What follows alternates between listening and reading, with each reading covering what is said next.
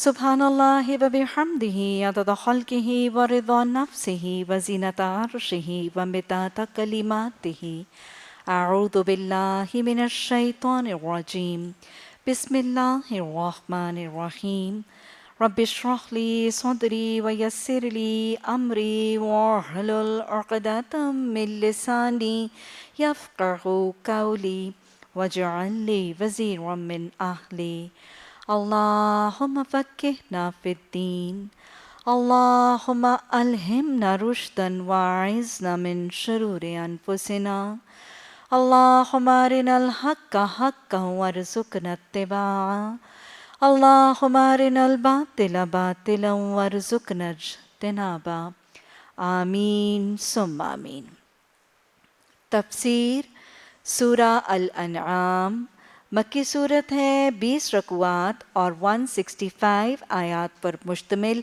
ये सूरत तरतीब के एतबार से तो 6वें नंबर पर और नज़ूली एतबार से 55 नंबर पर आने वाली सूरत है। अगर इसका नाम हम देखें अल-अनआम तो उस हवाले से है कि इसी सूरत के 16वें, 16th और 17th रकू में अल्लाह सुब्हाना ताला ने कुछ मवेशी अल-अनआम, कुछ ऐसे मवेशियों का तज़किरा किया जिनको हमने सूरह माइदा में भी जिनका तज़किरा देखा कि उनको मुशरिकीन मक्का ने खुद से खुद अपने लिए हराम करके उनको अपने बुतों के नाम पर आज़ाद कर दिया था। तो ऐसे मवेशियों का तज़किरा चूँकि सूरत में मौजूद है तो उस अनाम के तज़किरे के हवाले से इस सूरत का नाम ही सूरह अल-अनाम रख दिया गया।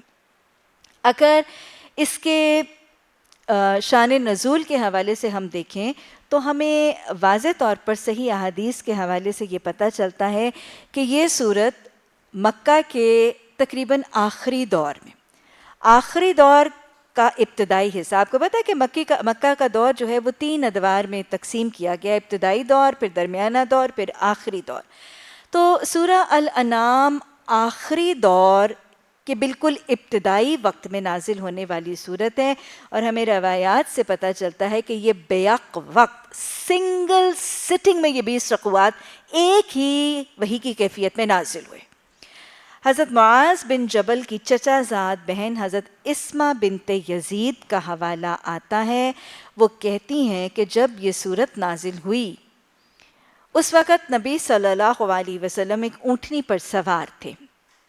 हज़रत इस्मा बिनते यज़ीद रज़ियल्लाहु ताला अन्हा फरमाती हैं कि जिस वक्त ये सूरह अल-अनाम की आयात यकलाख्त एक ही सिंडल में नाजिल हुई है ना, उस वक़्त आप ऊँटनी पर सवार थे और वो फरमाती हैं कि मैंने उस वक़्त ऊँटनी की नकेल जो है वो पकड़ रखी थी और जब आप पर वही की कैफियत तारी हुई तो हज़रत इस्मा फरमाती हैं कि ऊँटनी की कैफियत ये थी कि उसकी टांगें बुरी तरह से हजकोले खा रही थी और उसने अपना सीना ज़मीन पर टेक दिया था और वो बोझ के मारे दबी चली जा रही। ऊँट एक बहुत बहुत ज़्यादा ताकतवर जानवर है। ये जो बड़े बड़े जानवर हैं उनमें से एक जानवर ये है ऊँट, हाथी, ये बड़े बड़े जानवर जो हैं ये बहुत ज़्यादा ताकतवर जानवर हैं।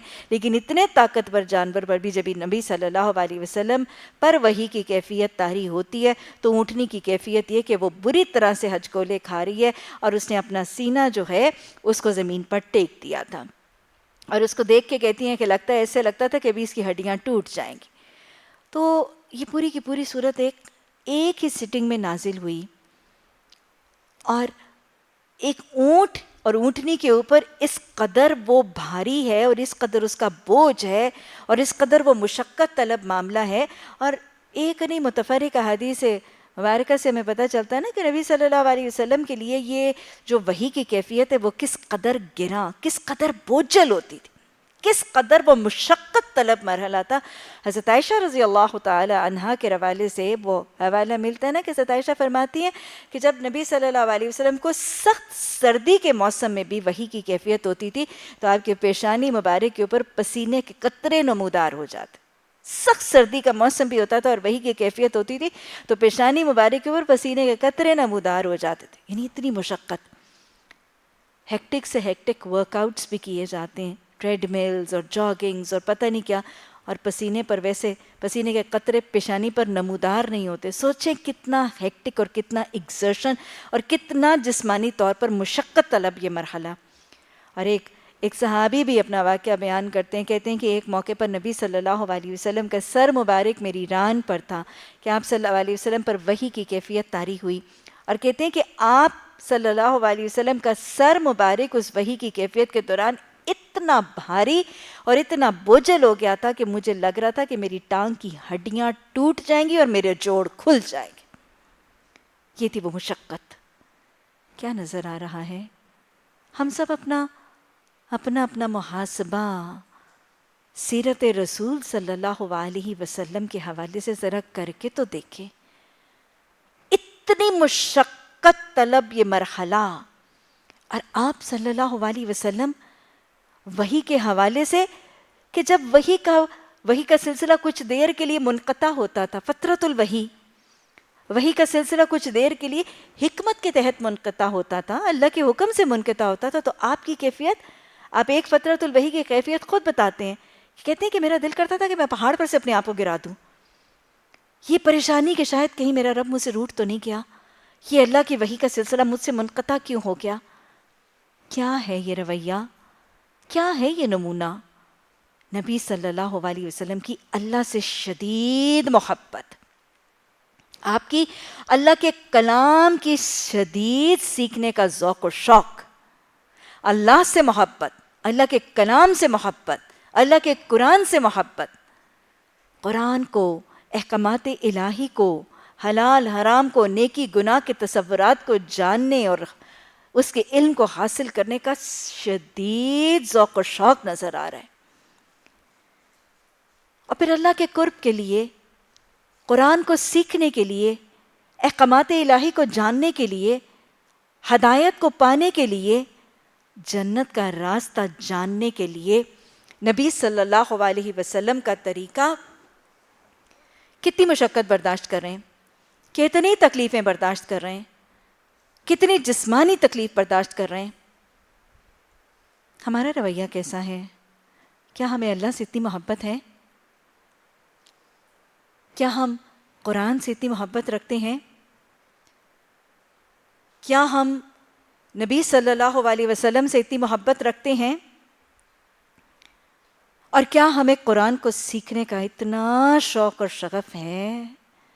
کیا ہم قرآن کی تعلیم کے لیے اتنی قربانیاں، جسمانی قربانیاں، نیندوں کی قربانیاں، اوقات کی قربانیاں، اتنی مشقتیں برداشت کرنے کو تیار ہیں یا کر رہے ہیں؟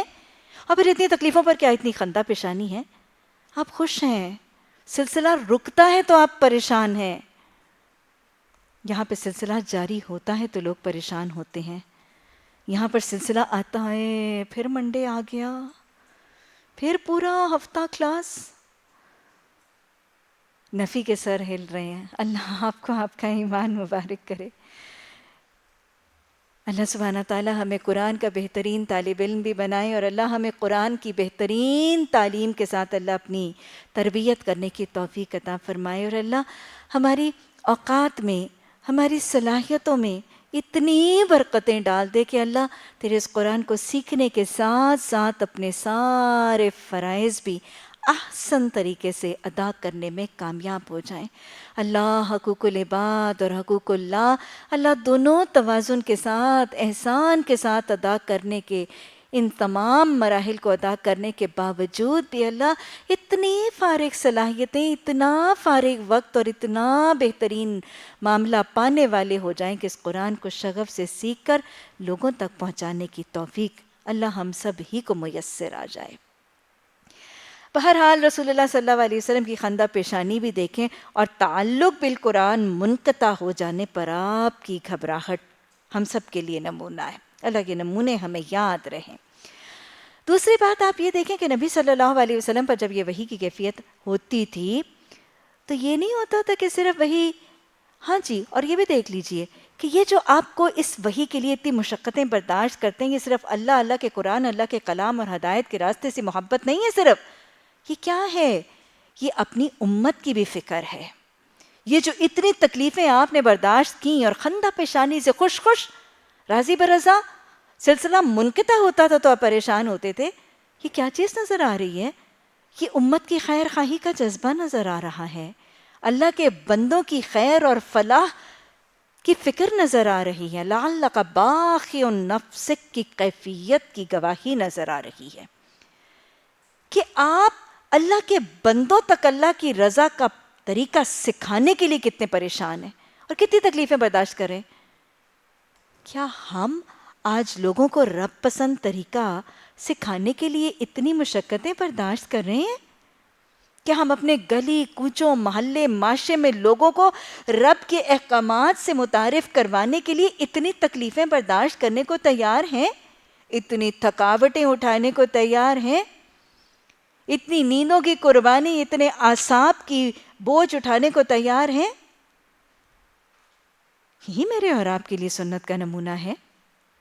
اور پھر یہ یاد رکھیے گا، جب آپ صلی اللہ علیہ وسلم پر وحی کی کیفیت اتنا ہیکٹک مرحلہ گزرتا تھا تو there was more to it۔ یہ مرحلہ صرف یہیں تک نہیں ہوتا تھا۔ جب وحی نازل ہوتی تھی تو جتنی وحی اور جتنے احکامات نازل، کچھ آیات، کچھ رکوعات، پوری کی پوری یہاں پہ سورت، جب جو جہاں جتنی وحی نازل ہوتی تھی، آپ کا طریقہ کیا ہے؟ اس کو فوراً لوگوں کو سنا دیا جاتا تھا۔ آپ امین تھے نا، پوری امانت سے فوراً لوگوں تک پہنچا دیتے تھے۔ جو وحی نازل ہوتی تھی اس کو پورے کا پورا یتلو علیہم آیاتک، فوراً نزول وحی کے بعد اس محفل میں لوگوں کو پہنچا دیا جاتا تھا۔ سنانا، تلاوت کرنا، وحی کے تکلیف دے اور مشکل مرحلے کے بعد اس کی تلاوت، اور پھر تلاوت ہی نہیں، اسی نشست میں اسی وقت اٹھنے سے پہلے اس کی کتابت بھی کروائی جاتی تھی۔ کاتبین وحی موجود ہوتے تھے اور اس وحی کی کتابت، اس کا لکھوا دیا جانا بھی کروایا جاتا تھا۔ یہ بات میرا خیال ہے آپ بھی جانتے ہوں گے کہ کسی کو لکھوانا بہت مشکل ہوتا ہے۔ خود لکھنا آسان ہے، لکھوانا اور ڈکٹیٹ کروانا خود لکھنے سے بھی زیادہ مشکل کام ہے۔ اور میرے رسول صلی اللہ علیہ وسلم نے اس قرآن کی خدمت اعلی کلمت اللہ کے لیے ہر مشکل سے مشکل کام کر کے مجھے آپ کو دکھا دیا۔ مشکل سے مشکل کام کر کے دکھا دیا۔ پہلے وحی، وحی کے بعد سنانا، سنانے کے بعد اسی وقت اس کو لکھنا نہیں، لکھوانا۔ بڑا مشکل ہوتا ہے لکھوانا۔ بس اوقات بولتے ہوئے دل کر رہا ہوتا ہے آپ کسی کو ڈکٹیٹ کریں، ارے ادھر دو میں لکھ دیتی ہوں بھی خود ہی، لیکن ڈکٹیٹ کرنا بہت مشکل ہوتا ہے۔ اور یہ سارے مراحل آپ خندہ پیشانی سے برداشت کرتے تھے۔ کیوں؟ یہ مجھ سے اور آپ سے بھی نبی صلی اللہ علیہ وسلم کی محبت ہے کہ مجھ تک اور آپ تک قرآن پہنچ جائے۔ یہ اتنے مشکل، اتنے صبر مانگنے والے مرحلے اگر آپ نے اتنی اعلیٰ ظرفی اور اتنی خندہ پیشانی سے خوشی خوشی اور رضا اور رغبت سے برداشت کیے تو یہ میری اور آپ کی محبت میں بھی تھے۔ آپ صلی اللہ علیہ وسلم میرے اور آپ کو فلاح کے نسخے پہنچانے کے لیے یہ تکلیفیں برداشت کرتے تھے، ہمیں جنت کا راستہ دکھانے کے لیے یہ تکلیفیں برداشت کرتے تھے، ہمیں جہنم سے بچانے کے لیے یہ تکلیفیں برداشت کرتے تھے۔ اتنی مشقت طلب مراحل میرے رسول صلی اللہ علیہ وسلم نے اس قرآن کے نزول، اس کی تلاوت، اس کی کتابت میں طے کیے۔ اس کے بعد مجھے بتائیں کہ یہ امت کے افراد کے لائق ہیں؟ کیا یہ امت کے افراد کے لائق ہے کہ ہم اس کو پڑھ کے اس میں سے کچھ مان لیں اور کچھ چھوڑ دیں؟ مزے سے بیٹھیں، لذت بیان کے لیے اس قرآن کو سنیں، سرور اور لطف کے لیے اس قرآن کو سنیں، لیکن بدلیں نہ اپنے آپ کو۔ کیا یہ لائق ہے امت کے کہ جس قرآن کے نزول کے لیے پورے کے پورے نظام کو الٹر کر دیا گیا، کیسے اس کو نازل کیا گیا تھا، آسمان دنیا پر اتارا گیا تھا، اس کی حفاظت کا بندوبست کیا گیا تھا، جبریل امین کے ذریعے اس کو 23 سال کی مدت میں اتنے ہیکٹک پیریڈ سے آپ تک نازل کیا گیا، اللہ نے حفاظت کا ذمہ لیا، پھر اس کے بعد میرے اور آپ کے لائق ہے یا امت کے کسی فرد کے لائق ہے؟ آرام سے بیٹھیں، اس کو سنیں اور کہیں یہ تو میں کر سکتی ہوں، یہ میں نہیں کر سکتی، یہ واجب، یہ سنت موقدہ، یہ فلاں، یہ تو میں کروں گی اور یہ میں نہیں کروں گی۔ افتؤمنون ببعض الکتاب وتکفرون ببعض، کیا مجھے اور آپ کے لائق ہے؟ قرآن کے بعض حصوں کو ماننا اور بعض حصوں کا انکار کر دینا، کیا ہے اس کی سزا؟ اللہ نے سورہ بقرہ میں فرمایا ہے نا، تنقید کی ہے، تردید کی ہے، تنبیہ کی ہے۔ افتؤمنون ببعض الکتاب وتکفرون ببعض فما جزاء من یفعل ذلک منکم الا خزی فی الحیاۃ الدنیا کہ جو شخص تم میں سے یہ کرے گا کہ کچھ حصوں کو مانے گا اور کچھ حصوں کو چھوڑ دے گا، ان کے لیے دنیا میں رسوائی ہے اور پھر ان کے لیے آخرت میں دردناک عذاب ہے۔ اللہ اس قرآن کو تھامنے کی توفیق عطا فرما، اس کو پڑھنا، سیکھنا، سمجھنا اللہ یہ ہم سب کے لیے آسان کر دے۔ اللہ ہمیں بہترین صحتیں عطا فرما، اللہ بہترین حالات عطا فرما، اللہ بہترین اوقات میں برکتیں عطا فرما، اللہ سواریوں کی، گھر کے معاونوں کی، خادموں کی، ماتحتوں کی، اللہ سارے کے سارے ماحول کے بہترین معاملات عطا فرما کہ اللہ اس کو سیکھنے میں کامیاب ہو جائیں۔ اللہ جو سیکھیں، جو سنیں، اللہ اس کو یاد کرنے والے بن جائیں۔ اللہ جو ذہنوں میں نقش ہو جائے، اللہ اس پر عمل کرنے والے خوش نصیب بن جائیں۔ اللہ جب اس راستے میں عمل کریں تو اس کی رکاوٹیں دور فرما دینا۔ اللہ اس راستے میں ہمارا محافظ، نگران، معاون، مددگار بن جانا۔ اللہ بہترین قافلوں میں ہمیں شامل فرما دینا۔ اللہ اس راستے میں ہمیں بہترین ساتھی عطا فرما دینا۔ اللہ استقامت کے ساتھ اس راستے پہ چلتے چلتے ہماری نگاہیں جس منزل پر ہیں اس جنت کی منزل میں ہمیں اپنے اہل خانہ کے ساتھ بالا خانوں میں داخل فرما دینا۔ رب ابنی لی عندک بیتا فی الجنہ۔ تو جی نبی صلی اللہ علیہ وسلم پر یہ سورت ایک ہی سٹنگ میں وحی کی شکل میں نازل ہوئی۔ میں نے ابتدا میں آپ کو بتایا تھا کہ قرآن کو بنیادی طور پر گروپس میں تقسیم کیا گیا ہے۔ گروپس میں اس حوالے سے آپ کو پتہ ہے کہ قرآن کے سپارے بھی ہیں، قرآن میں منزلیں بھی ہیں اور قرآن میں گروپس بھی ہیں۔ گروپس کس حوالے سے بنائے گئے ہیں؟ اللہ نے نازل ہی اس کو ان گروپس کی شکل ہی میں کیا گیا اور ان کی پیئرنگ اور ان کی سارٹنگ آؤٹ اس حوالے سے کی گئی۔ ہر گروپ میں ابتدائی طور پر مکی صورتیں اور پھر اس کے بعد مدنی صورتیں، 7 گروپس موجود ہیں۔ ابتدا میں مکی صورتیں اور پھر اس کے بعد مدنی صورتیں۔ مختلف گروپس میں کہیں مکی صورتیں زیادہ ہیں، کہیں مدنی صورتیں زیادہ ہیں اور وہ پیٹرن جو ہے وہ چینج ہوگا، لیکن یہ آرڈر یہی رہے گا کہ ہر گروپ کے شروع میں مکی صورتیں اور بعد میں مدنی صورتیں۔ مثلا جیسے پہلے گروپ میں پہلے مکی صورت سورہ الفاتحہ، ایک ہی صورت ہے مکی صورت، یہ واحد گروپ ہے جس میں مکی صورت صرف ایک ہے۔ سورہ فاتحہ مکی صورت تھی اور پھر اس کے بعد ہم نے اب تک ہم نے جتنی پہلی 5 جو صورتیں پڑھی اس میں سے اب یہ 6ٹھی صورت ہے جو ہم پڑھ رہے ہیں، سورہ الانعام۔ اس کے بعد جو ہم نے صورتیں پڑھی وہ سب مدنی تھیں، سورہ البقرہ، سورہ ال عمران، سورہ النساء، سورہ المائدہ۔ ایک مکی صورت کے بعد اللہ سبحانہ تعالیٰ نے پھر 4 مدنی صورتیں نازل کیں اور یوں پہلا گروپ صورتوں کا مکمل ہوا۔ اب سورہ الانعام سے صورتوں کا، قرآن کی صورتوں کا دوسرا گروپ جو ہے وہ شروع ہو رہا ہے۔ مکی صورتیں آئیں گی اور پھر اس کے بعد اللہ سبحانہ تعالیٰ سورہ توبہ، سورہ انفال، اس کے حوالے سے کچھ مدنی صورتوں کے ساتھ اس گروپ کو بھی کمپلیٹ کیا جائے گا۔ تو گویا آج سورہ الانعام سے ہم الحمدللہ قرآن کی صورتوں کا دوسرا گروپ جو ہے اس کا آغاز کر رہے ہیں۔ دوسرے گروپ کی پہلی مکی صورت ہے سورہ الانعام۔ کچھ مکی صورتوں کے بعد پھر مدنی صورتوں کا سلسلہ دوبارہ ہوگا۔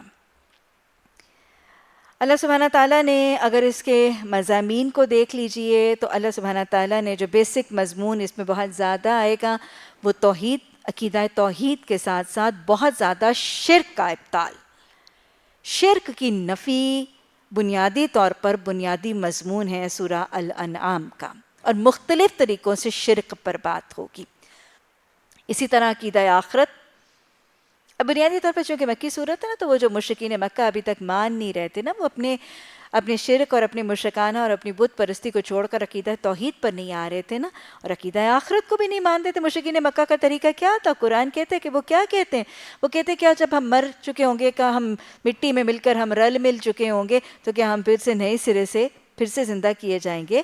تو اس میں بنیادی طور پر شرک کی نفی ہے اور توحید کا تذکرہ ہے۔ عقیدہ آخرت کو مختلف طریقوں سے واضح کیا جائے گا۔ نبی صلی اللہ علیہ وسلم پر، قرآن پر، نبوت پر جو اعتراضات ہیں ان کے کچھ حد تک جواب دیے جائیں گے، اور پھر آپ صلی اللہ علیہ وسلم کو یہ وہ دور ہے نا جب آپ کے خلاف بہت ہی زیادہ سی مخالفت تھی، تو اس پر آپ صلی اللہ علیہ وسلم کو سورہ الانعام میں گاہے بگاہے تسلی بھی دی جائے گی۔ آپ کو بھی تسلی صحابہ اکرام کو بھی تسلی، اور پھر ہر قاری قرآن کو، ہر اس قرآن کے طالب علم کو جو صبر کا مطلب جاننا چاہتا ہے، سورہ انعام ان صبر کے خواہش مندوں کو تسلیاں بھی دیں گے تاکہ صبر کرنا آسان ہو جائے۔ بسم اللہ الرحمن الرحیم، الحمد للہ الذی خلق السماوات والارض وجعل الظلمات والنور ثم الذین کفروا بربہم یعدلون۔ الحمد للہ، قرآن کی 5 صورتوں کا آغاز الحمدللہ کے کلمے کے ساتھ، اور قرآن میں تقریباً 38 دفعہ 38 ٹائمز یہ کلمہ آیا ہے، بہت زیادہ اہمیت کا کلمہ۔ الحمدللہ کا مطلب سب تعریفیں اللہ کے لیے ہیں۔ میں نے آپ کو سورہ الفاتحہ میں الحمدللہ کے حوالے سے بہت وضاحت سے بات کی تھی، بس صرف یہ دہرا لیجئے کہ بہت ہی اہم کلمہ ہے، مومن کی زندگی میں انیشیٹنگ مرحلوں میں بہت ہی اہمیت کا حامل۔ قرآن میں بسم اللہ کے بعد پہلا کلمہ الحمدللہ، نماز میں اللہ کی تسبیح اور حمد و ثنا کے بعد پہلا کلمہ سورہ فاتحہ الحمدللہ، صبح اٹھتے وقت مسنون دعا الحمدللہ، رات کو سوتے وقت، کھانا کھانے کے بعد، آپس میں ملاقات میں حال چال پوچھنے کے بعد، چھینک آتے وقت، خوشخبری کی دعا، کوئی گڈ نیوز ملتی ہے، کوئی خوشخبری ملتی ہے، کوئی خیر اور نعمت ملتی ہے تو خوشخبری کی مسنون دعا الحمدللہ، اور پھر خطبہ نکاح، مسنون خطبہ نکاح کے آغاز میں بھی پہلا کلمہ الحمدللہ ہی۔ اب نماز کے بعد تسبیحات میں بھی پہلی تسبیح الحمدللہ ہی کے کلمے کی جاتی ہے، تو بہت ہی اہم سا کلمہ ہے۔ بہت سے اعمال، بہت سے کاموں اور بہت سی سرگرمیوں کا آغاز اس الحمدللہ، دن کا شروع اس سے، نماز کا شروع اس سے، قرآن کا شروع اس سے، ملاقات کا بیسک آغاز اس سے۔ تو لہٰذا کیا کیا تربیت کرتا ہے؟ سب تعریفیں اللہ کی ہیں۔ الحمدللہ کا کلمہ اور اس کی تسبیح جب کریں گے تو ہم سب اپنا محاسبہ کریں گے کہ میں الحمدللہ کی تسبیح تو اپنی ان انگلیوں پہ کر رہی ہوں، 10 دفعہ کر رہی ہوں، 33 دفعہ کر رہی ہوں، جتنی دفعہ بھی کر رہی ہوں، کیا یہ تسبیح مجھے ذاکر بنا رہی ہے؟ کیونکہ الحمدللہ کا کلمہ کہتا ہی ہے سب تعریفیں اللہ کی ہیں، تو کیا میں باقی معمولات اور باقی دن میں اللہ کی تعریف کرتی ہوں؟ کیا میری زبان ذاکر بن رہی ہے اس تسبیح کے بعد؟ یہ جو میں اپنی زبان سے الحمدللہ الحمدللہ الحمدللہ کے کلمات صبح شام تسبیحات میں پکار رہی ہوں، کیا میں ذاکر بھی بن رہی ہوں کہ نہیں؟ پھر دوسرا محاسبہ، سب تعریفیں اس کی ہیں، میری تمام چیزوں کی دی ہوئی نعمتوں کی تعریف اس کی ہے، تو اپنا محاسبہ کریں۔ نماز کے بعد الحمدللہ کی تسبیح کرنے کے بعد کیا میں شاکر بھی بن رہی ہوں؟ اپنی زبان سے، اپنے دل سے، اپنے عمل سے، قول و فعل سے میں اللہ کی نعمتوں کا اعتراف شکر کے ذریعے کر بھی رہی ہوں کہ نہیں؟ الحمدللہ کی اتنی تسبیحات کرنے کے بعد کیا میرا جسم صابر بھی ہے کہ نہیں؟ کیا میں صبر بھی کر رہی ہوں کہ نہیں؟ بات بات پر لڑائی جھگڑا، بات بات پر غصہ، اللہ کے احکامات کی نفی، نافرمانی، کیا یہ بے صبری میری زندگی کا حصہ تو نہیں؟ تسبیحات تو جاری ہیں الحمدللہ کی، لیکن کہیں میں بے صبری تو نہیں کر رہی؟ اور پھر چوتھی تربیت، سب تعریفیں اس کی ہیں، کہیں میں اپنے زور بازو ہی پر تو نہیں انحصار کر رہی، کہیں میں گھمنڈ اور تکبر کا شکار تو نہیں، کیونکہ اللہ کی تعریف کرنے کے بعد، اس کی بڑائی کا اعتراف کرنے کے بعد میں اپنے لیے عاجزی کی تربیت اور تکبر کی نفی پاتی ہوں۔ 4 عمل، ذکر، شکر، صبر، یہ 3 کام کرنے ہیں، اور الحمدللہ کا کام چوتھا جو نہیں کرنا، تکبر نہیں کرنا۔ یہ 4 کیا ہیں؟ یہ 3 کرنے والے اور 1 سے بچنے والا عمل، یہ اعمال صالحہ کی ایک سیڑھی ہے۔ جانتے ہیں نا وہ سیڑھی کہاں لے جاتی ہے؟ جب مومن کلمہ پڑھتا ہے، اللہ کی مان کے اللہ کو مانتا ہے، اللہ کی جنت کی حقیقت کو جانتا پہچانتا اور حرص کرتا ہے، تو پھر وہ جنت کے لیے ایک سیڑھی پر چڑھنے لگتا ہے۔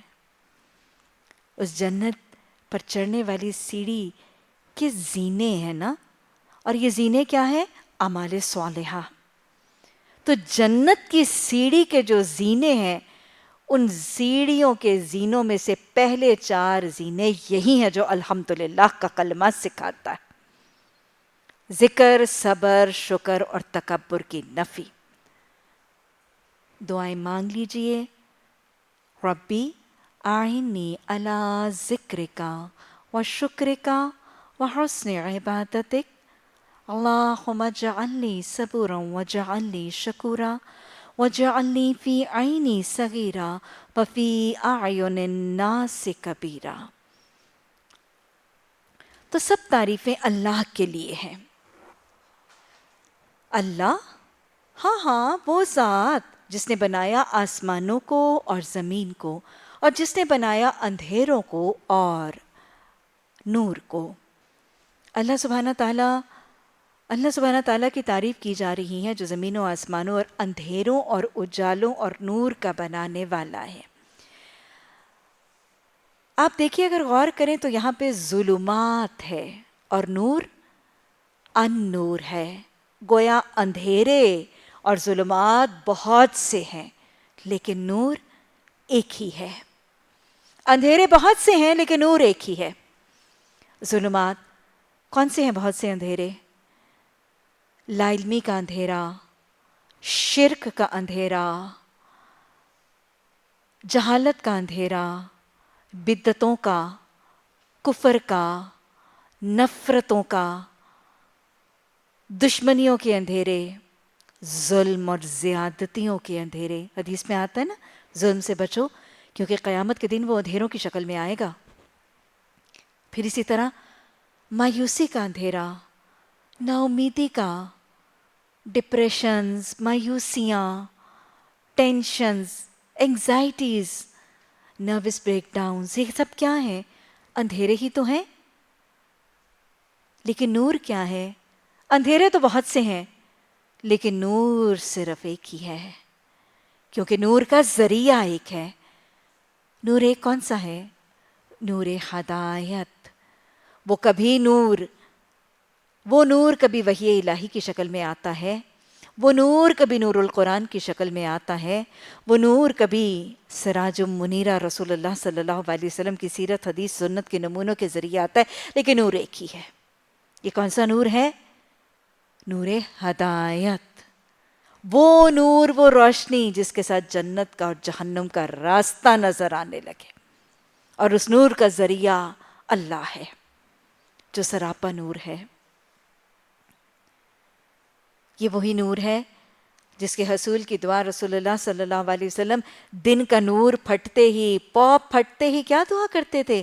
اللہم اجعل فی قلبی نورا وفی سمعی نورا وفی بصری نورا. نور ایک ہی ہے، وہی دل کا، آنکھوں کا، دل کا، دماغ کا، ذہن کا، سارے جسم کا نور وہی بن جاتا ہے. یہ وہی نور ہے جو دنیا میں بھی، قبر میں بھی، حشر میں بھی، پل صراط میں بھی لازم ہوگا. یہ وہی نور ہے جس کے لیے قرآن دعا سکھاتا ہے، ربنا اتمم لنا نورنا واغفر لنا انکا علی کل شیء قدیر. اللہ سبحانہ تعالیٰ ہمیں اس نور کی پہچان عطا فرما دے. اللہ اس نور کی قدردانی کے لیے اللہ ہمیں نور بصیرت اور نور بصارت عطا فرما. اور اللہ ہمارے کانوں کو، ہمارے آنکھوں کو، ہمارے دلوں کو اس نور ہدایت سے منور فرما دے.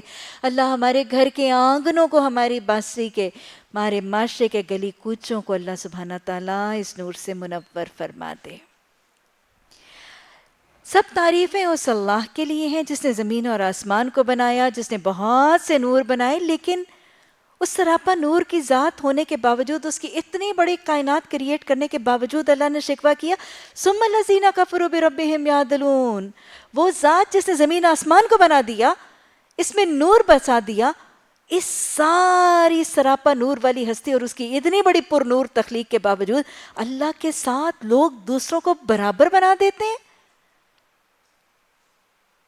اس کے ساتھ کوئی برابر نہیں ہے، لیکن اس کے باوجود اس خالق کے ساتھ، اس مالک کے ساتھ، اس نور والی ہستی کے ساتھ لوگ کسی اور ہستی کو برابر بنا دیتے. بربہم یعدلون، جو اس کے اس خالق، اس مالک کے ساتھ، اس نور کے ذریعے کے ساتھ کسی اور کو برابر بناتے ہیں، ان کے لیے کیا ہے؟ اللہ نے قرآن میں فرمایا نا، وَمَن يُؤْمِن بِاللَّهِ وَمَن يَكْفُرْ بِالطَّاغُوتِ وَيُؤْمِن بِاللَّهِ فَقَدِ اسْتَمْسَكَ بِالْعُرْوَةِ الْوُثْقَىٰ لَا انفِصَامَ لَهَا وَاللَّهُ وَلِيُّ الَّذِينَ آمَنُوا يُخْرِجُونَهُم مِّنَ الظُّلُمَاتِ إِلَى النُّورِ وَالَّذِينَ كَفَرُوا أَوْلِيَاؤُهُمُ الطَّاغُوتُ يُخْرِجُونَهُم مِّنَ النُّورِ إِلَى الظُّلُمَاتِ۔ جو اللہ کے ساتھ کسی کو برابر نہیں بناتے، سب طاغوت کا انکار کر دیتے ہیں، صرف اللہ پر ایمان لاتے ہیں، پھر وہ بڑا ہی مضبوط سا کڑا تھام لیتے ہیں۔ اس مضبوط کڑے کے تھامنے میں اللہ ان کا ولی بن جاتا ہے، اور پھر ولی بن کے اللہ ایسے صرف اللہ کو ماننے والوں کو اللہ کیا کرتا ہے؟ اندھیروں سے نور کی طرف نکال لاتا ہے۔ لیکن جو کفر کرتے ہیں، اللہ کے ساتھ دوسروں کو شامل کرتے ہیں، پھر طاغوت ان کا ولی بن جاتا ہے، اور پھر یہ طاغوت ان کو اجالوں سے اندھیروں میں لے جاتا ہے۔ اللہم اجعل فی قلبی نورا۔ اللہ سبحانہ تعالیٰ اپنی پہچان عطا فرما، عقیدہ توحید میں رسوخ عطا فرما۔ اللہ شرک سے نفرت، کراہت اور بیزاری عطا فرما۔ شرک کو پہچان کر، اس سے بچ کر، رب واحد کو تھام کر، اللہ کو اپنا ولی بنا کر، اللہ ان اندھیروں سے نکل کر روشنی اور اجالے میں آنے والا خوش نصیب بنا دے۔ وہی ذات ہے جس نے تمہیں مٹی سے بنایا اور پھر تمہارے لیے ایک میعاد مقرر کر دی۔ یہ میعاد کون سی ہے؟ یہ دنیا کی زندگی کی میعاد ہے۔ خلق الموت والحیات لیبلوکم ایکم احسن عملا، یہی میعاد ہے۔ اسے تمہیں مٹی سے بنایا، اور پھر مٹی سے بنانے کے بعد تمہاری میعاد مقرر کر دی کہ تمہیں مٹی کا پتلا بنا کے اس دنیا میں آباد کرے گا، اس کارخانہ ہستی میں تمہیں یہاں کے آباد کرے گا، یہاں بسائے گا، یہاں میں تمہیں بڑا کرے گا، پالے گا، پوسے گا، گرو کرے گا، تمہاری بچپن، تمہاری جوانی، تمہارا بڑھاپا، اور پھر تمہاری دنیا سے روانگی کی ایک میعاد۔ یہ سب اس نے کیوں بنائی؟ تاکہ وہ تمہیں آزمائے۔ وَأَجَلٍ مُّسَمًّى عِندَهُ، اور ایک اور دوسری میعاد اس کے پاس ہے۔ یہ دوسری میعاد کون سی ہے؟ وَنُفِخَ فِي الصُّورِ فَإِذَا هُم مِّنَ الْأَجْدَاثِ إِلَىٰ رَبِّهِمْ يَنسِلُونَ، یہ دوبارہ جی اٹھنے کی میعاد۔ وہ خالق ہے، اسے تمہیں مٹی سے بنایا، اس دنیا میں آباد کیا، اس دنیا سے روانہ کرنے کی میعاد اس نے مقرر کر دی۔ روانگی کے بعد عالم برزخ میں تمہیں کب، کہاں، کتنی دیر رہنا ہے، اور پھر اس نے میعاد مقرر کر دی کہ پھر تمہیں کب زندہ کر کے اٹھایا جانا ہے۔ ثم انتم تمترون، اس کے باوجود تم شک پر ہو، اس کے باوجود تم شک پر ہو۔ کیا خیال ہے کہ پہلی دونوں میعادیں ہم دیکھ چکے ہیں؟ دنیا میں بھیجے جانے اور پھر دنیا سے روانہ ہونے کی میعاد تو ہم آنکھوں سے دیکھتے ہیں۔ کتنوں کی یہ دنیا کی میعاد ختم ہوتے ہم آنکھوں سے دیکھتے ہیں کہ یہاں پہ بھیجے جاتے ہیں، ایک میعاد دیے جاتے ہیں، ایک میعاد کا خاتمہ ہم اپنی آنکھوں سے دیکھ چکے ہیں، پھر اس اگلی میعاد کا شروع ہونے پر شک کیسا؟ آخرت پر عقیدہ راسخ کیا جا رہا ہے اور فکر آخرت کی طرف مائل کیا جا رہا ہے کہ ایک میعاد یہاں پر ہے، تمہیں ایک مہلت یہاں دی جائے گی، یہاں رہنے کے لیے ایک پیریڈ دیا جائے گا، اس کے بعد ایک اور پیریڈ کے بعد تمہیں پھر اٹھا دیا جائے گا۔ اصل میں انسان کو اپنی کم اختیار کا احساس نہیں ہے۔ نہ ہم اس دنیا میں آتے اپنی مرضی سے ہیں، نہ جاتے اپنی مرضی سے ہیں۔ آتے بھی رب کی مرضی سے ہیں، جاتے بھی رب کی مرضی سے ہیں، اس کے بعد اٹھائے بھی اس کی مرضی سے جائیں گے۔ ایسا ہی ہے نا؟ حمل اللہ کی مرضی سے ہوتا ہے، حمل اللہ کی مرضی سے وضع ہوتا ہے، پھر جس گھر میں جہاں اس نے پیدا ہونا ہے وہ اللہ کی مرضی سے، پھر جب اٹھا کے لے جانا ہے وہ، یہ جو تھوڑا سا پیریڈ ہم اپنا اختیار عمل دیے گئے ہیں، ارے احمقو، ارے نادانو، ارے کم علمو، سمجھدار وہ ہے جو اس دنیا کے اختیار عمل کو بھی رب کی مرضی کے مطابق استعمال کر لے۔ نہ یہاں آنے میں تمہاری مرضی، نہ جانے میں تمہاری مرضی، نہ سونپے جانے میں تمہاری مرضی، نہ دوبارہ اٹھائے جانے میں تمہاری مرضی اور اختیار کو کوئی عمل۔ یہ چھوٹی سی آزمائے جانے کی میعاد جو تمہیں دی گئی ہے، اختیار عمل کی آپشن دی گئی ہے، اس اختیار عمل کو بھی اللہ کے حوالے اپنی ڈور کر دو، اپنی باغ اس کو سونپ دو، وہ جدھر تمہارا رخ کرے ادھر اللہ کے فرما برداروں کی طرح اپنا رخ موڑ لو۔ صبر کرو، شکر کرو، ذکر کرو، اس کی کبریائی کو تسلیم کر کے تکبر کی نفی کرو۔ وہی ایک خدا آسمان میں بھی ہے، زمین میں بھی ہے، تمہارے کھلے چھپے سب جانتا ہے، جو بلائی یا بھلائی تم کماتے ہو اس سے بھی وہ خوب خوب واقف ہے۔ ایسے جیسے اللہ سبحانہ تعالیٰ کی پہچان دی جا رہی ہے، شرک کی نفی کی جا رہی ہے، رب کی پہچان دی جا رہی ہے، عقیدہ آخرت کی طرف مائل کر کے فکر آخرت کی طرف قائل و مائل کیا جا رہا ہے۔ اللہ کی پہچان دے کے فکر آخرت کے حوالے سے بتایا جا رہا ہے، وہ رب جو تمہارا خالق ہے، جو مالک ہے، جو تم نے مٹی سے بنا کے ایک میعاد کے لیے بھیجا ہے، اس میعاد کے دوران وہ تمہارا ظاہر باطن سب جانتا ہے۔ اللہ فرما رہے ہیں یعلم سرکم و جہرکم، اللہ ہمارا پوشیدہ بھی جانتا ہے اور ہمارا ظاہر بھی جانتا ہے۔ دو حوالوں سے دیکھیے، لوگ تو ہماری ظاہری عمل دیکھتے ہیں، آپ میرا لباس دیکھیں گے، میرا لہجہ دیکھیں گے، میرے ظاہری عمل دیکھیں گے، لیکن آپ میں سے کوئی میرے دل کی کیفیت، میرا تقوی، میری اللہ سے محبت، میری اللہ کا توکل، میری قناعت، میرے صبر کی کیفیت کو جانچ اور پرکھ سکتے ہیں؟ نہیں۔ ہم میں سے کوئی ایک دوسرے کی ظاہری کیفیت کو تو جان سکتا ہے، ظاہری کیفیت کو پرکھ بھی سکتا ہے، لیکن اس کے اندر کو کوئی نہیں جانتا۔ ہماری خواہشات، ہماری آرزوئیں، ہماری تمنائیں، ہماری ڈیزائرز، ہماری محبتوں کا پیمانہ، ہمارے خوف کا پیمانہ، ہماری فکروں کا پیمانہ، ہمارے بغض، کینے، حسد، قدورتیں، نفرتیں کون جانتا ہے؟ تو میرا رب وہ واحد ذات ہے جو میرے ظاہر کے ساتھ میرا اندر بھی جانتا ہے۔ اور پھر اگر آپ ویسے قول اور فعل اور اندر اور باطل کے حوالے سے نہیں، جسمانی حوالے سے بھی دیکھیں تو ہم ایک دوسرے کے جسم کی حیت کو دیکھ سکتے ہیں، ہم خود بھی اپنا صرف ظاہر دیکھ سکتے ہیں، اس کھال کے نیچے کیا ہے وہ تو میں خود نہیں جانتی۔ ہم ایک دوسرے کے ظاہری عمل اور ظاہری حالت کو جانتے ہیں، لیکن ایک دوسرے کے دل کی حالت کو نہیں جانتے۔ ہاں، ہم خود اپنے دل کی حالت کو جانتے ہیں، لیکن ظاہر اور باطن میں سے ایک باطن ایسا ہے جس کو ہم خود بھی نہیں جانتے۔ ہماری ظاہری حالت، ہمارے بال، ہماری آنکھوں کا رنگ، میری کھال کا رنگ، میری قد، میری قامت، میں خود بھی جانتی ہوں اور آپ بھی جانتے ہیں، لیکن میری اس کھال کے نیچے کیا ہے، میرے جگر اور میرے پھیپھڑوں کا رنگ کیا ہو چکا ہے، میرے گردے بڑھ رہے ہیں، چھوٹے ہو رہے ہیں، یہ میرا باطن ہے جو میں خود بھی نہیں جانتی، یہ میرا رب جانتا ہے۔ تو لہٰذا اس کی مانو جو تمہارا ظاہر بھی جانتا ہے، جو تمہارا باطن بھی جانتا ہے۔ وہ جو تمہیں طریقہ بتائے گا، وہ جو تمہیں لائے عمل بتائے گا، وہ جو تمہیں فلاح کے نسخے سکھائے گا، وہ ان لوگوں سے بہتر ہوں گے جو تمہارا ظاہر باطن نہیں جانتے، وہ تمہارے اپنے طریقوں سے بھی بہتر ہوں گے جو تم اپنا ظاہر باطن نہیں جانتے۔ جو بلائی یا بھلائی تم کماتے ہو اس سے بھی وہ خوب واقف ہے۔ لوگوں کا حال یہ ہے کہ ان کے رب کی آیات میں سے، آیت نمبر 4 میں پڑھیں، وَمَا تَأْتِيهِم مِّنْ آيَاتٍ مِّنْ آيَاتِ رَبِّهِمْ إِلَّا كَانُوا عَنْهَا مُعْرِضِينَ۔ قرآن میں آیات کا لفظ بہت جگہ آیا ہے، آیات ربہم لفظ بہت جگہ آیا ہے۔ آیات کے مطلب کیا ہے؟ جہاں پہ بھی قرآن میں آیت کا لفظ آئے گا اس کے 3 معنی ہو سکتے ہیں۔ کسی آیت میں یہ تینوں کے تینوں استعمال ہوں گے، کسی آیت میں یہ تینوں معنی اگر لکھ دیے جائیں گے تو مطلب سمجھ آئے گا، کسی میں صرف ایک معنی کے حوالے سے وہ آیت کا حکم اور بات سمجھ میں آئے گی۔ آیت کا ایک مطلب قرآن کی آیات، اللہ کی باتیں، قرآن کی آیات، قرآن کے جملے، قرآن کے احکامات، یہ آیات ہیں۔ and this is what we normally call آیات۔ آیت ہم اسی کو کہتے ہیں نا، قرآن کی آیت کو ہم آیت کہتے ہیں۔ تو آیات ربہم کا پہلا مطلب قرآن کی آیات، آیت کا دوسرا مطلب نشانیاں، اللہ کی نشانیاں۔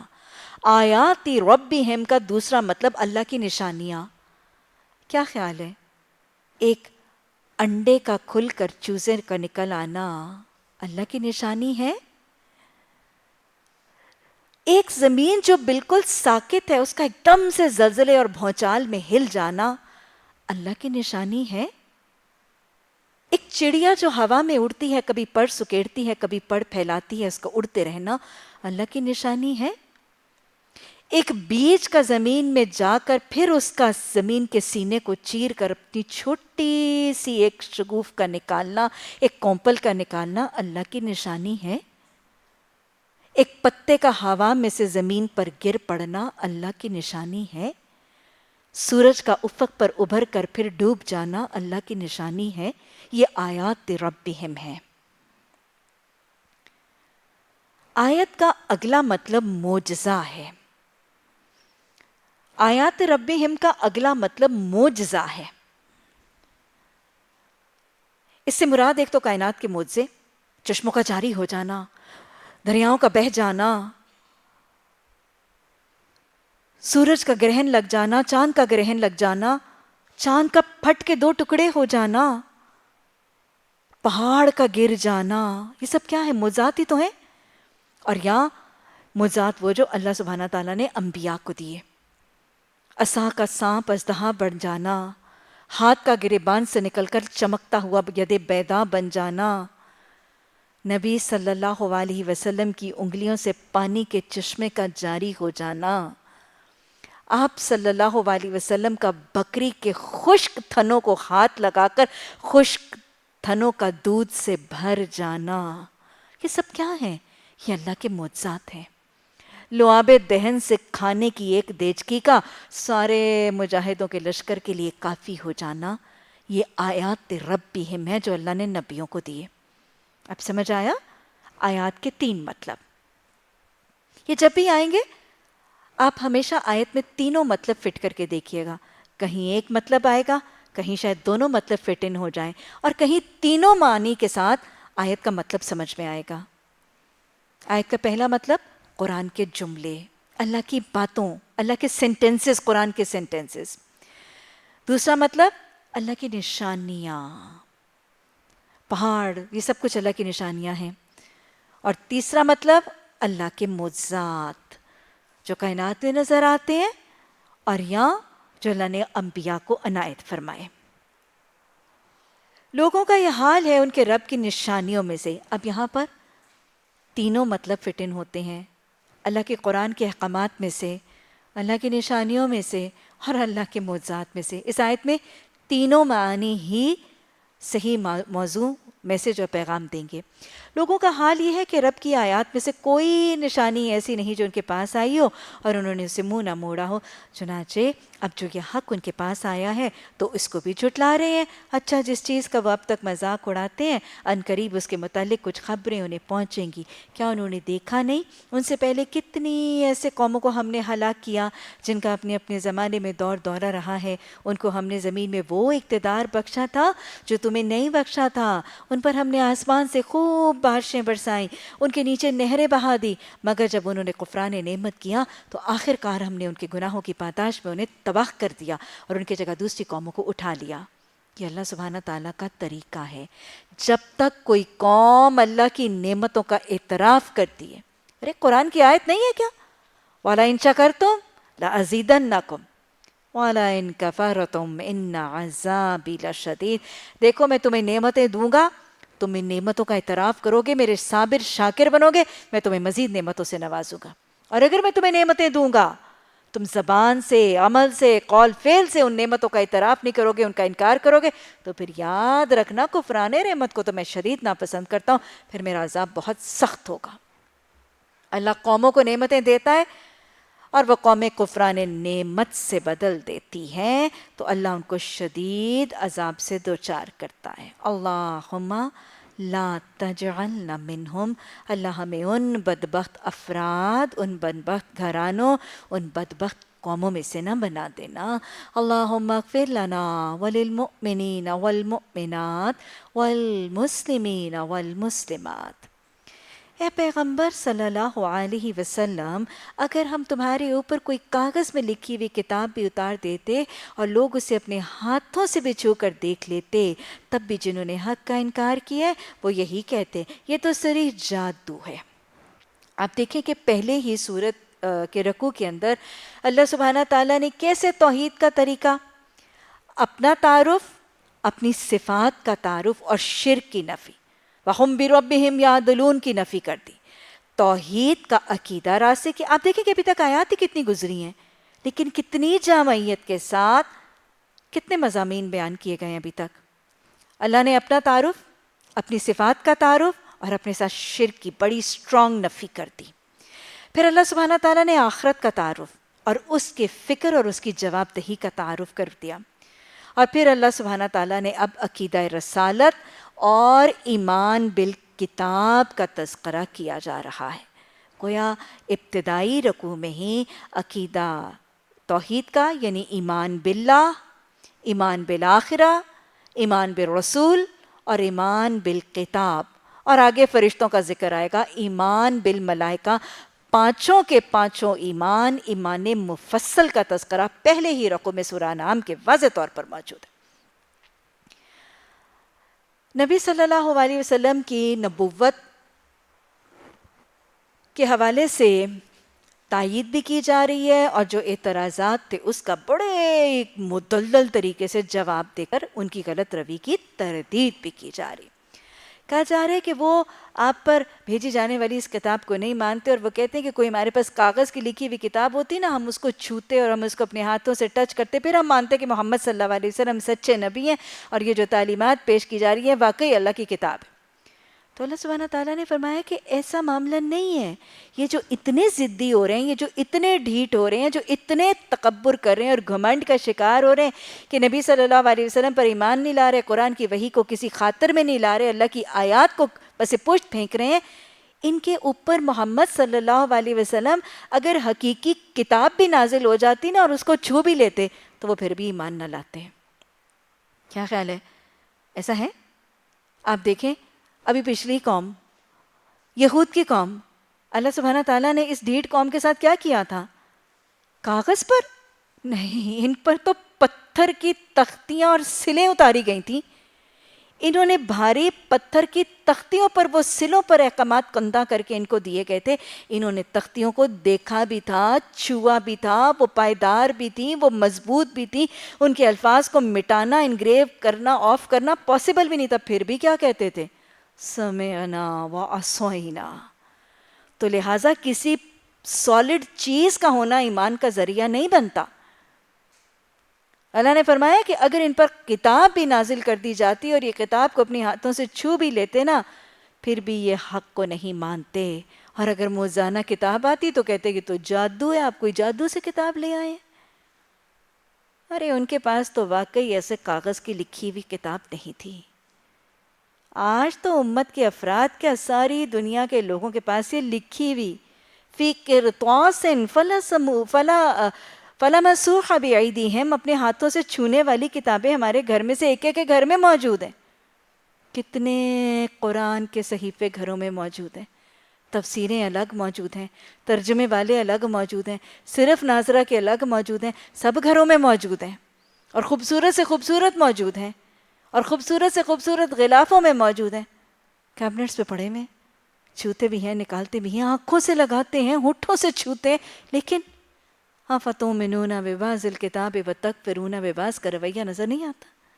تو اللہ سبحانہ تعالیٰ نے صحیح کہا نا کہ پیغمبر صلی اللہ علیہ وسلم اوپر کاغذ میں لکھی لکھائی کتاب بھی اتار دیتے، لوگ اسے اپنے ہاتھوں میں چھو بھی لیتے، تب بھی جنہوں نے حق کا انکار کرنا تھا وہ تو یہی کہتے یہ تو صریح جادو ہے. رمضان میں آئیں گے، رمضان میں پکڑیں گے، ہاتھوں میں قرآن لیے آئیں گے، رمضان نزول قرآن کا مہینہ ہوگا، اس کو سنیں گے، اس کو سیکھیں گے، اس کو سمجھیں گے، اس کو سمجھائیں گے، لیکن رویہ اگر وہی رہا کہ کچھ کو مانیں گے اور کچھ کو نہیں مانیں گے تو کیا یہ اللہ کی اس آیت کے مطابق نہیں ہے؟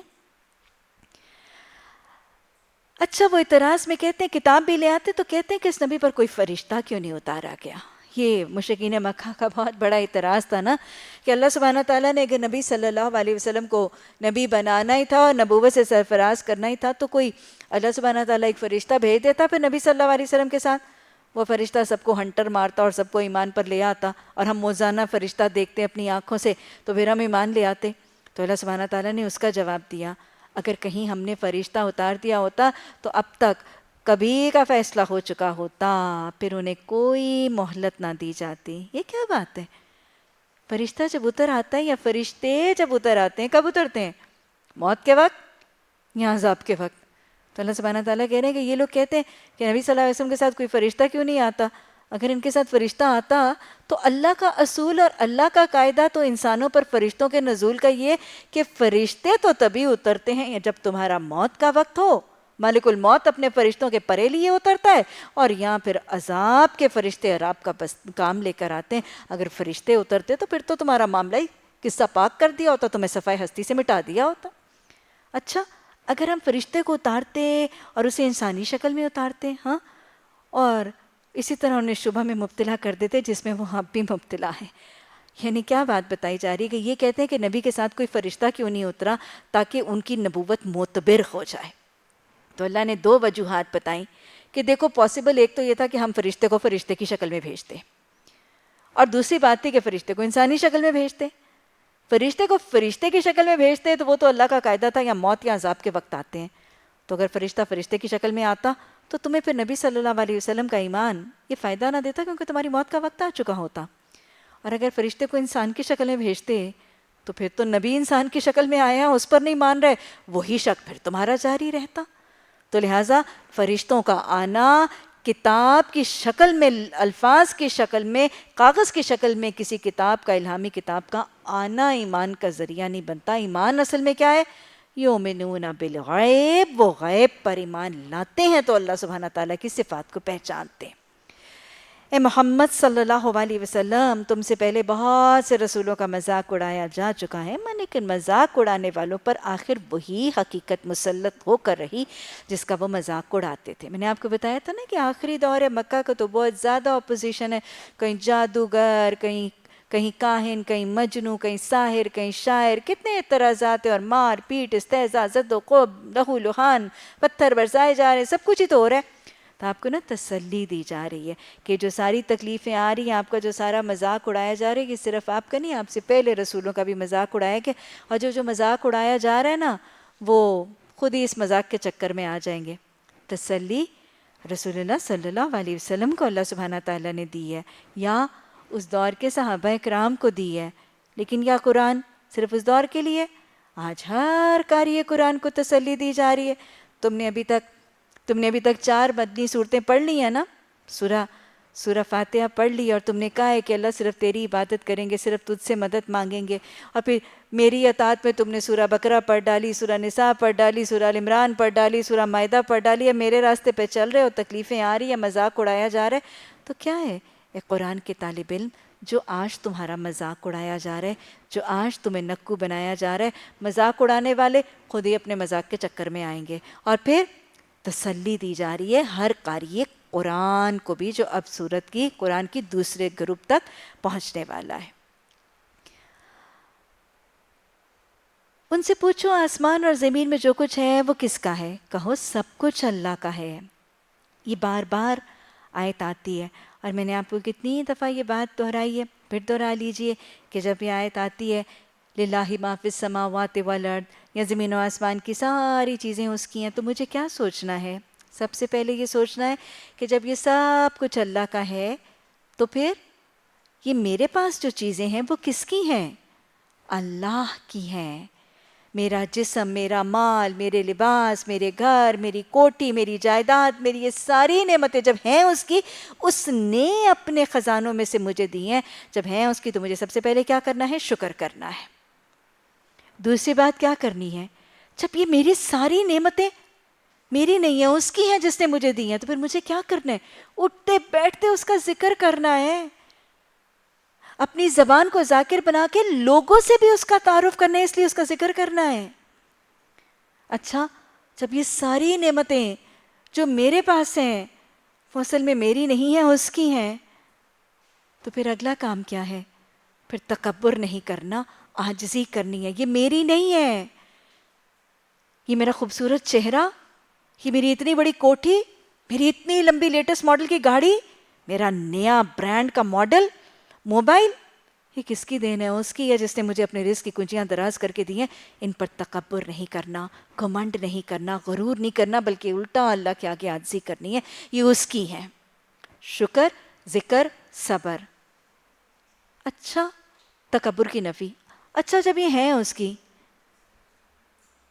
اور پھر وہ کچھ دیر دینے کے بعد مجھ سے لے لیتا ہے، پھر کیا کرنی ہے؟ میری تھی، ارے اسی کی تھی، اس نے لے لی، تو پھر کیا کرنا ہے؟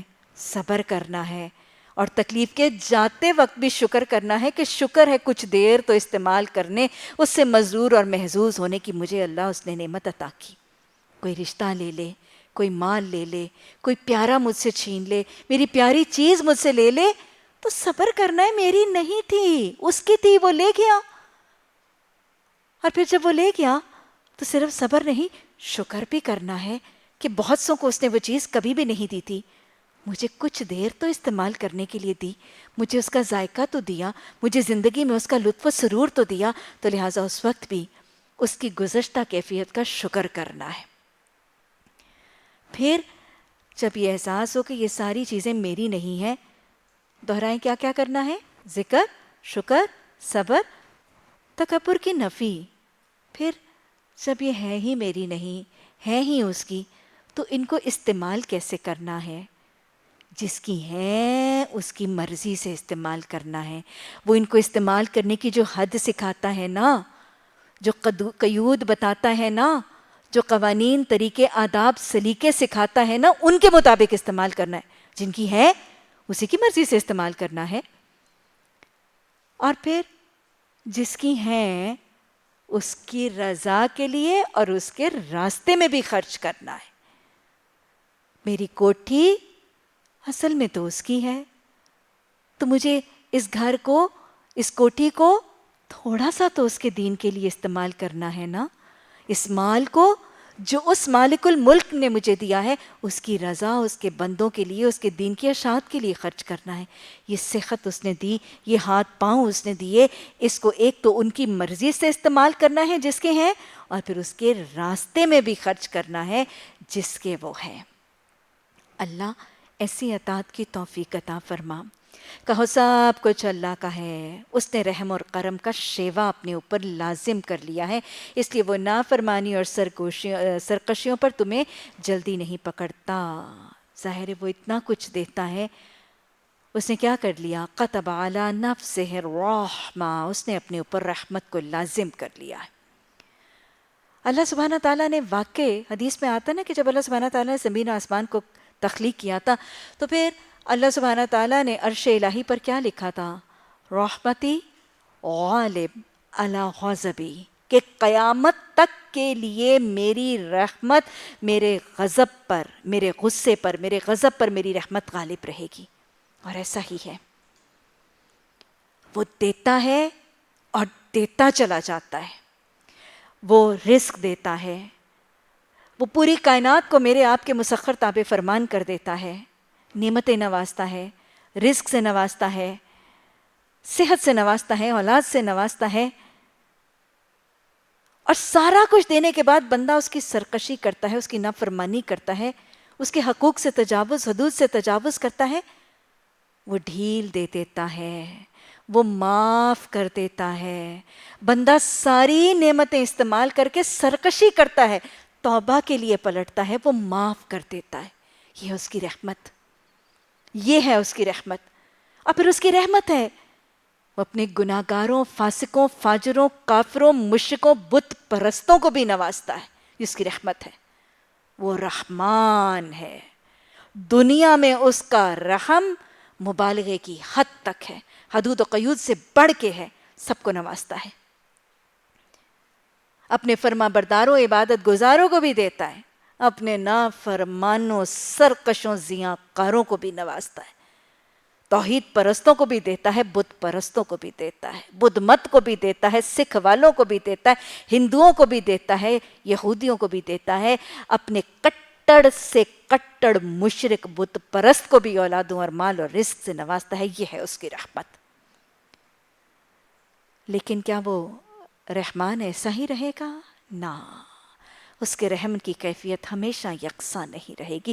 یہ دنیا امتحان گاہ ہے، اس لیے اس کا رحم عام ہے، یہ سب کو نواز رہا ہے، یہ ڈھیل دے رہا ہے، یہ مہلت دے رہا ہے، امتحان گاہ میں سب کچھ تمہیں آزمائش میں ابتلا کے لیے دے رہا ہے، لیکن دنیا میں رحمان قیامت کے دن رحیم بن جائے گا۔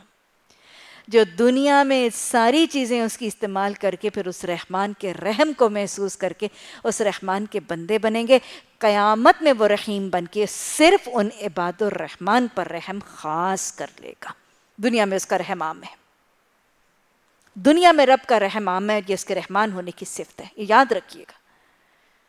رب کے رحم کی دو صفات کا تذکرہ آتا ہے، رحمان اور رحیم، یہی ہیں آیات جو بات سمجھاتی ہیں۔ دنیا میں وہ سب پر رحم کرتا ہے، قیامت میں وہ کس پر رحم کرے گا؟ سب پر نہیں۔ قیامت میں وہ رحمان نہیں، قیامت کے دن وہ رحیم ہوگا۔ جب وہ مالک یوم الدین بنے گا پھر وہ رحیم ہوگا، پھر وہ رحمان نہیں ہوگا۔ اس دن وہ رحیم پھر کس پر رحم کرے گا؟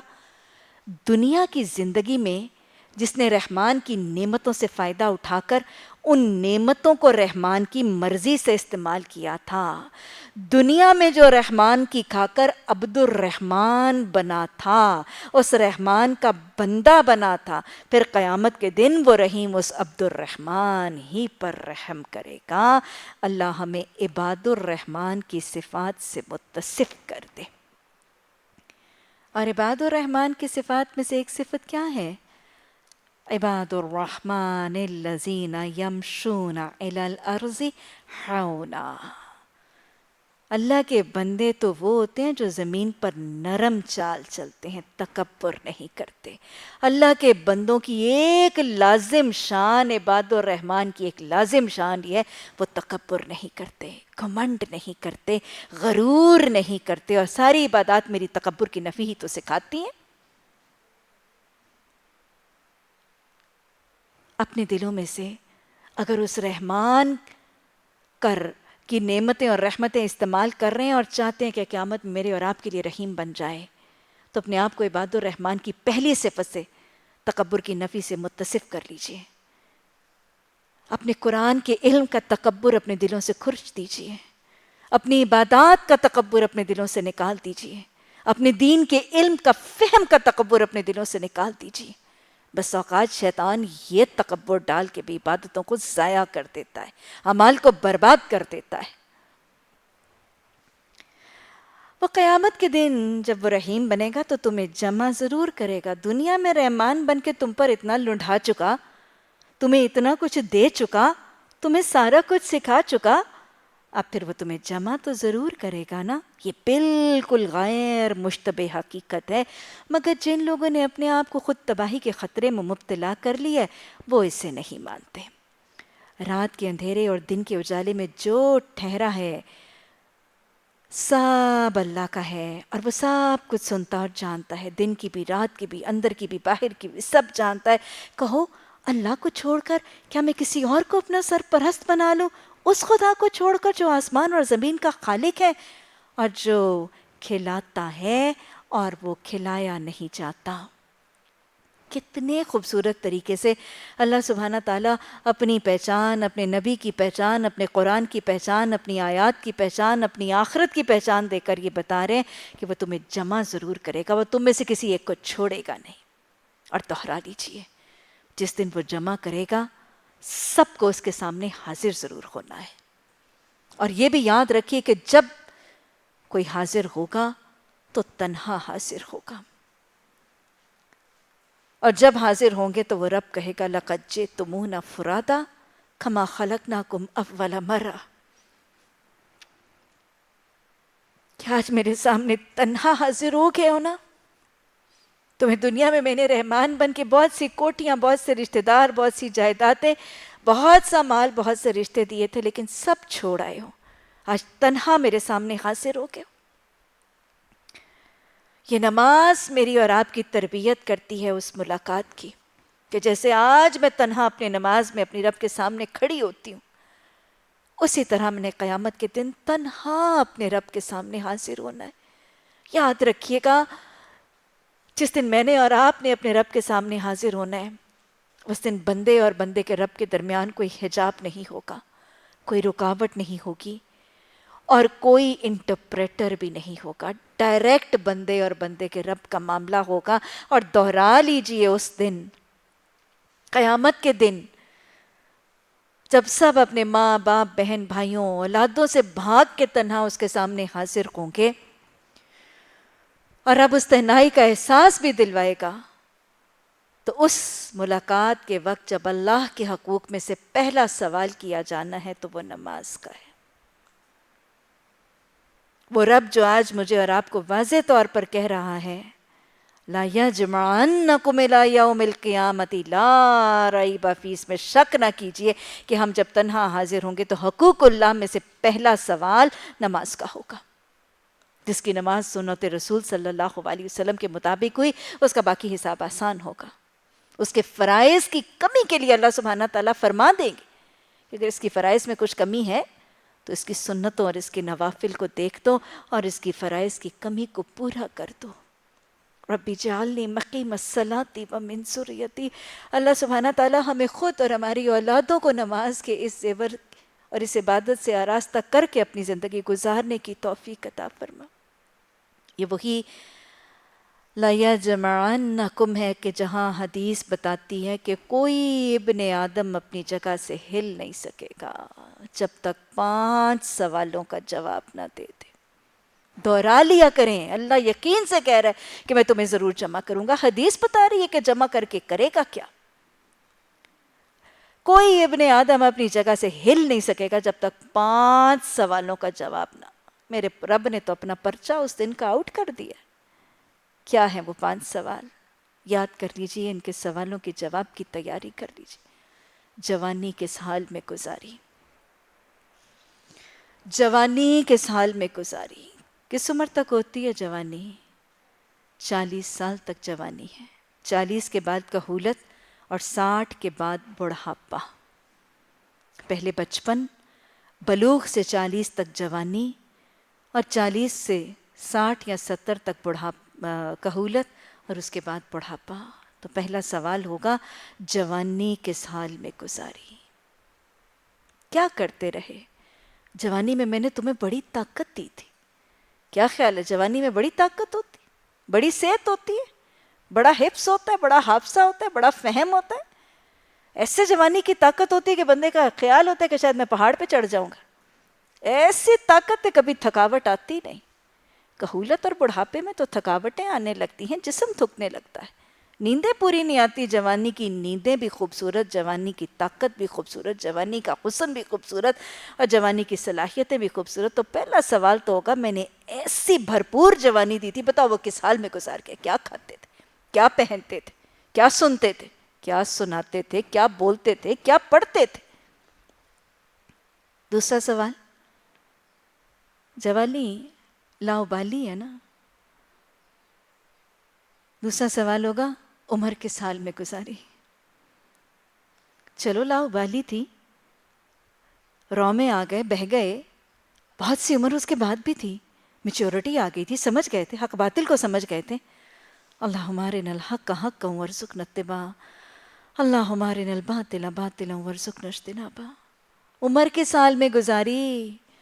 ارے جوانی میں تو تم نے بہت بہت کچھ کر لیا، بڑھاپے میں کہولت میں استغفار کر کے میری طرف پلٹے تھے کہ نہیں پلٹے تھے؟ عمر کس حال میں گزار کے آئے ہو؟ پھر اگلا سوال، مال کیسے کمایا تھا؟ اللہ کی ساری نعمتوں میں سے کسی ایک نعمت کا سوال ہو رہا ہے، مال، مال کیسے کمایا تھا؟ پھر عورتوں پہ کیا سوال ہے؟ عورتیں تو مال نہیں کماتی۔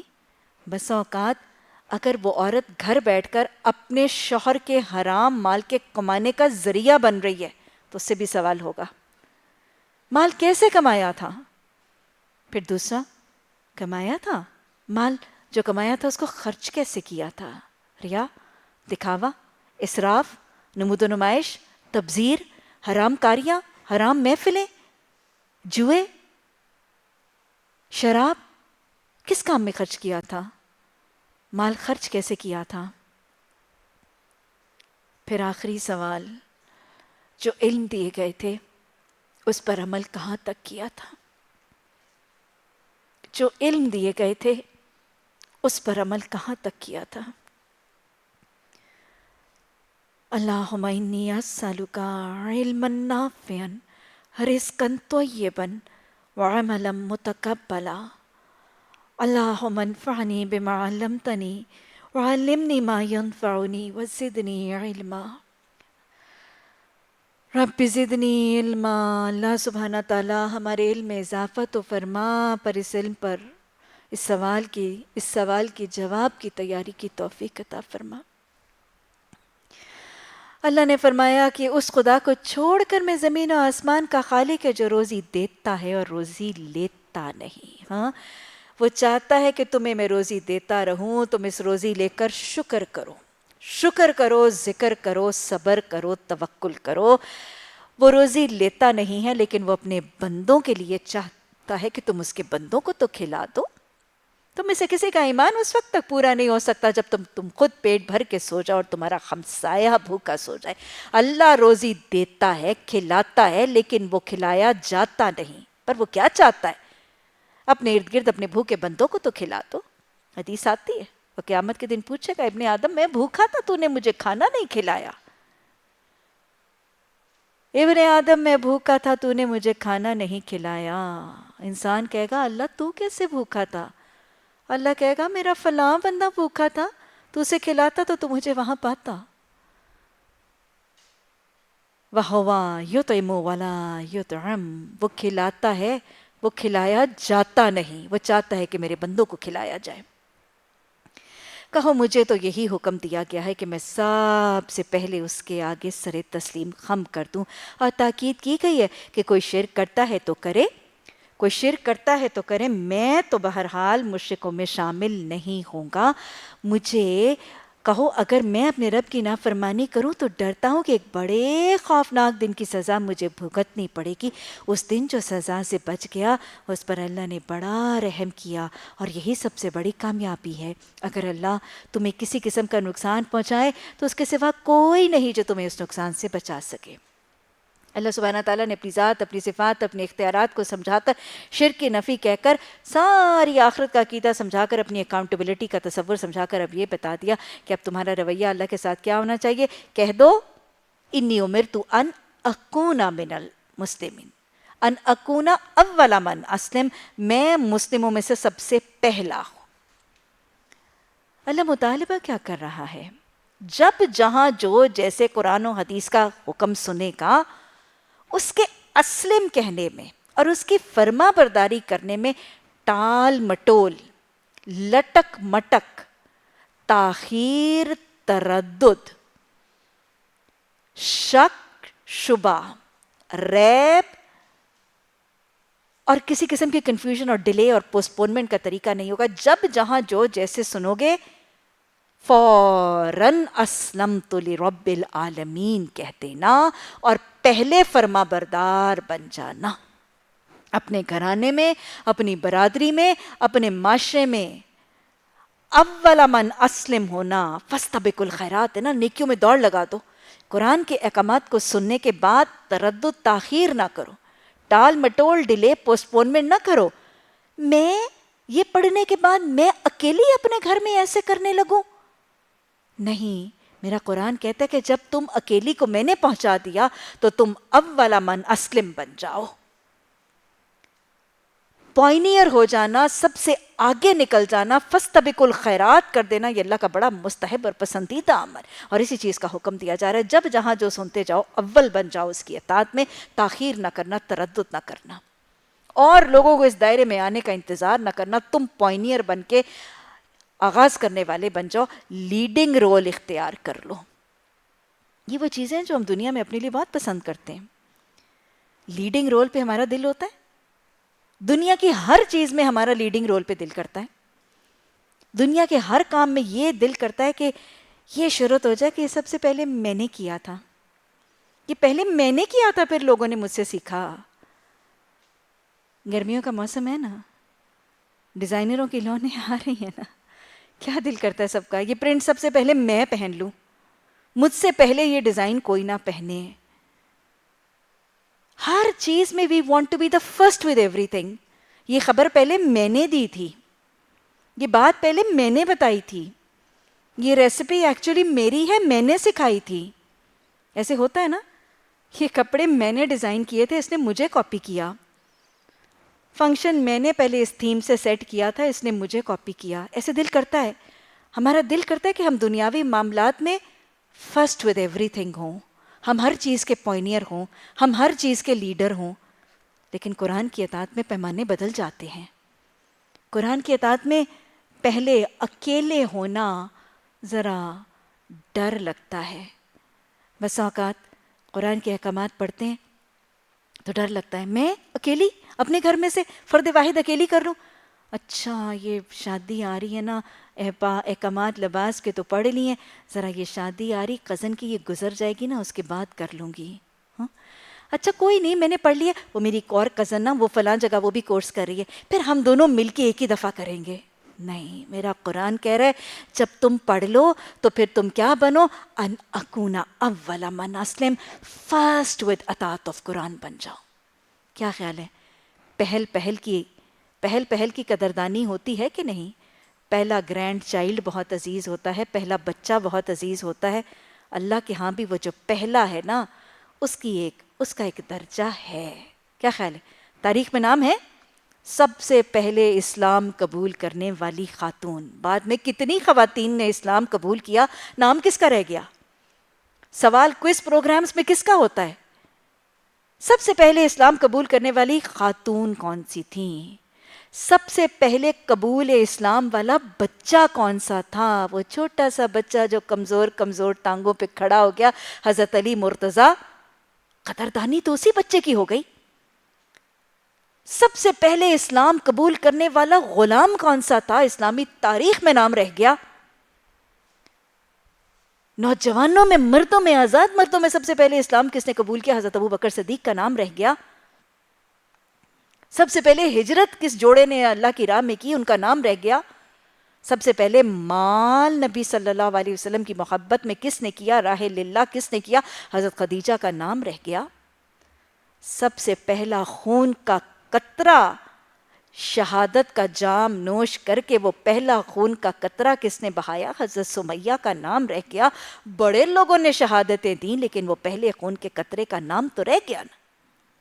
پہلا مال، پہلا ایمان، پہلا مرد، پہلی عورت، پہلا شہید، پہلا خون کا قطرہ، داستانوں میں ان کے نام رقم رہ گئے. تو پہلے بن جائیے.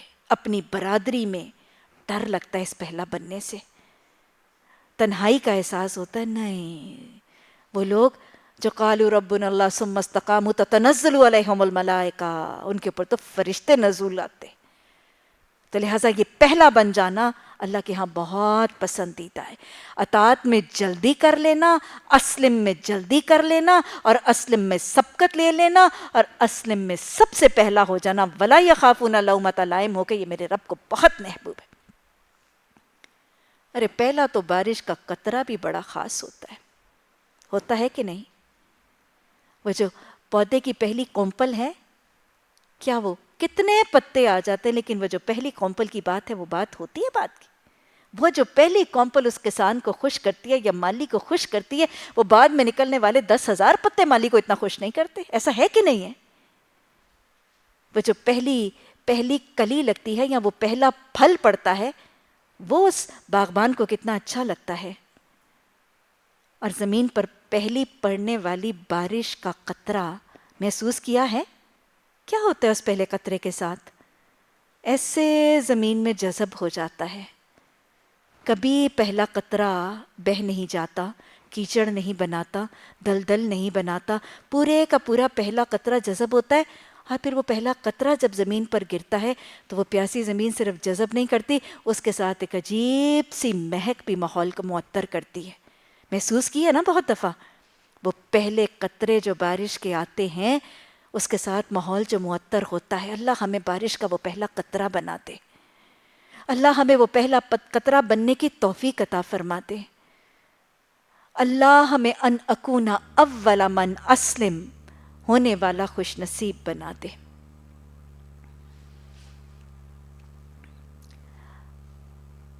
اللہ سبحانہ تعالیٰ بتا رہے ہیں کہ جو اس دن کی سزا سے بچ گیا اس پر اللہ نے بڑا ہی رحم کیا، اور یہی نمایاں کامیابی ہے.